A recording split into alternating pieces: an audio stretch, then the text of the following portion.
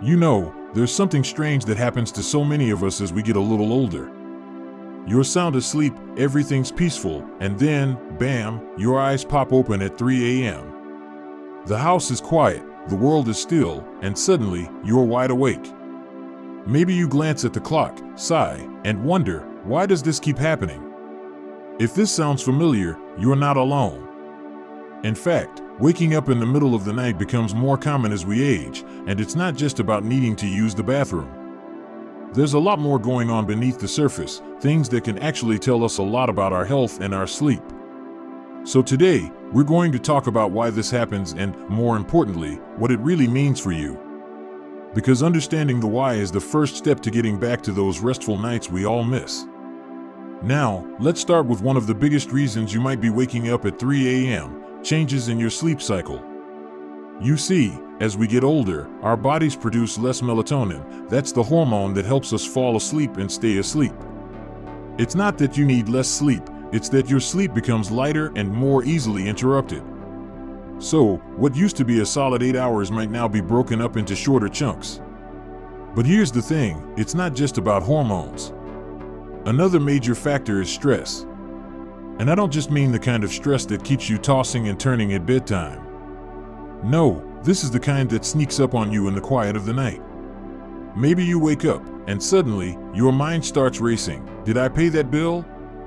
What's that ache in my knee? Did I call my granddaughter back? Our brains have a funny way of bringing up worries when everything else is still. And when you're lying there in the dark, those thoughts can feel a whole lot louder. That's why learning to quiet your mind is just as important as any sleep tip you'll hear. Now, before we go any further, let's talk about something that might surprise you, your blood sugar. If you've ever woken up feeling shaky, thirsty, or just off, it could be your body's way of saying your blood sugar dipped too low during the night. This is especially true if you have diabetes or prediabetes, but it can happen to anyone. Your liver releases stored sugar to balance things out, and that little internal alarm clock can jolt you awake. So, what can you do about it? Well, that's exactly what we'll keep exploring. Because the good news is, there are simple, practical steps you can take to help your body and your mind settle back into a peaceful night's sleep. But first, let's talk about one more key reason you might be waking up at 3 a.m., and this one has to do with your bladder. Sure, it's easy to blame those nighttime trips to the bathroom, but there's often more to it than just drinking too much water before bed. As we age, our bladder muscles weaken, and our kidneys don't concentrate urine as well as they used to. That means even a small amount can feel urgent. But here's what's interesting, sometimes, it's not the bladder waking you up, it's your brain waking up first, and then you notice you have to go. That's why addressing the deeper sleep disruptions we talked about earlier can actually help reduce those nighttime bathroom trips, too. Now, I know this might feel like a lot to take in, but don't worry, we're just getting started. Because once you understand why this is happening, the solutions become much clearer. And that's where the real change begins. So, let's keep going, because your best night's sleep might be closer than you think. You know, when we left off, we were talking about all the different reasons you might find yourself staring at the ceiling at 3 a.m., your sleep cycle changing, stress creeping in, blood sugar dips, or even your bladder deciding it's time for an unscheduled meeting. But here's the good news, just because these things can happen doesn't mean you're stuck with them forever. Let's start with something simple but powerful, your evening routine. Now, I know what you might be thinking, I've had the same routine for decades, why change it now? But here's the thing, what worked for you at 50 might not be what your body needs at 60 or 70. One of the best ways to signal to your brain that it's time to wind down is by dimming the lights an hour or so before bed. You see, bright lights, especially from TVs, phones, or tablets, trick your brain into thinking it's still daytime, which slows down that melatonin production we talked about earlier. So instead of scrolling through your phone or watching the late news, try something gentler, like reading a book, a real one, not an e-reader, listening to soft music, or even doing some light stretching. And while we're on the topic of routines, let's talk about something that might surprise you, your dinner. What you eat in the evening can have a big impact on whether you sleep through the night or find yourself wide awake at 3 a.m. Heavy, spicy, or rich foods too close to bedtime can lead to indigestion or acid reflux, which can wake you up without you even realizing why. On the other hand, going to bed hungry can also disrupt your sleep, especially if your blood sugar drops in the middle of the night. So, what's the sweet spot? A light, balanced dinner a few hours before bed, something with a little protein and healthy carbs, like grilled chicken with steamed veggies or a small bowl of oatmeal with nuts.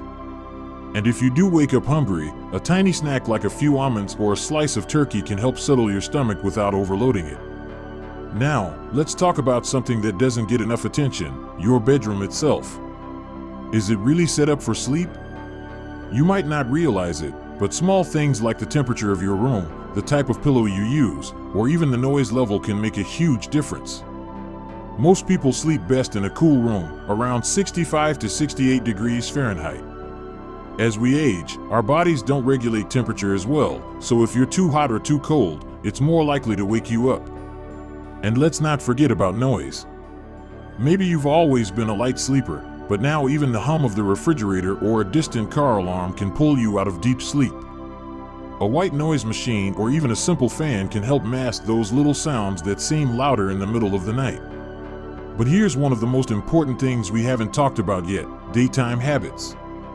You might not realize it, but what you do during the day has a direct effect on how you sleep at night. For example, if you're not getting enough natural light in the morning, your body's internal clock can get thrown off, making it harder to stay asleep later. Even a short walk outside in the morning sunlight can help reset your rhythm. And then there's napping. Now, I know a good nap can feel like a little slice of heaven, but if you're sleeping too long or too late in the day, it can steal from your nighttime sleep. If you do nap, try to keep it short, 20 to 30 minutes, and before 3 p.m. That way, you still get that little boost without confusing your body's sleep signals. Now, I know this is a lot to think about, but here's the key: you don't have to change everything at once. Even small tweaks can make a big difference. Maybe tonight, you try dimming the lights earlier, or tomorrow, you adjust your dinner timing. The goal isn't perfection, it's progress. And speaking of progress, there's one more big piece of the puzzle we need to talk about, something that affects not just your sleep, but your overall health. But we'll get into that next, because it's something that too many people overlook, until now. You've probably heard the saying, motion is lotion, and when it comes to sleep after 60, nothing could be truer. Here's something fascinating. The reason many of us wake up at 3 a.m. stiff and achy isn't just age, it's because we've gradually moved less during the day without even realizing it. That afternoon chair that feels so comfortable? The TV remote always within reach? They're quietly stealing your sleep quality night after night. Let me explain why this matters so much. Your body is designed to move, not run marathons necessarily, but to stay gently active throughout the day. When you don't move enough, two things happen. First, your muscles don't get the gentle stretching and contracting they need to stay relaxed at night. Second, your circulation slows down, which can lead to those annoying leg cramps or restless legs that seem to strike right when you're trying to sleep. The solution isn't about intense workouts, it's about what I like to call movement snacks. Stand up and stretch during commercials.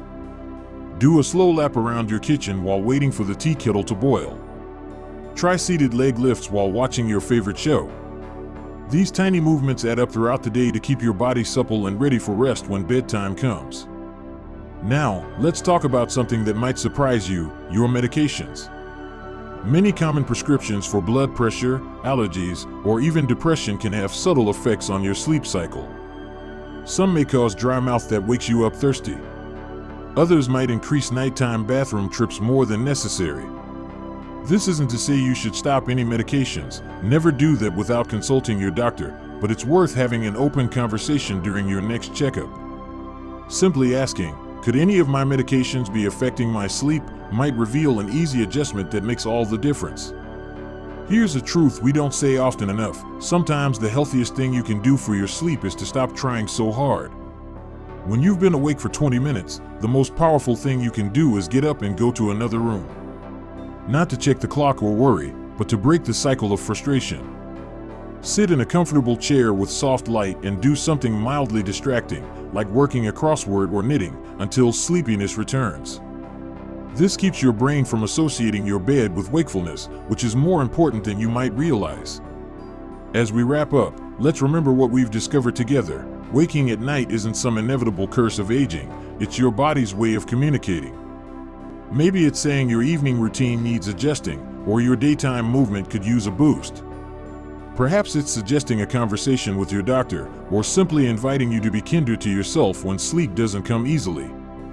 The most beautiful part? None of these changes require drastic measures.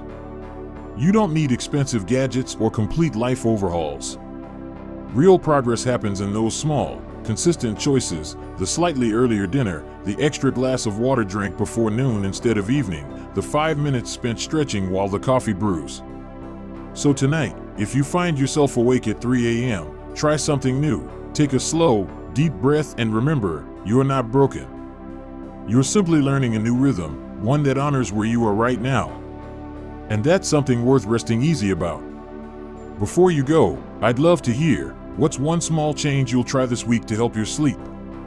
Share in the comments below. Your idea might be exactly what someone else needs to hear. If this conversation helped you, hit that like button and consider subscribing for more honest talks about thriving in your later years. Here's to your health, your rest, and all the peaceful nights ahead. Sweet dreams, my friend.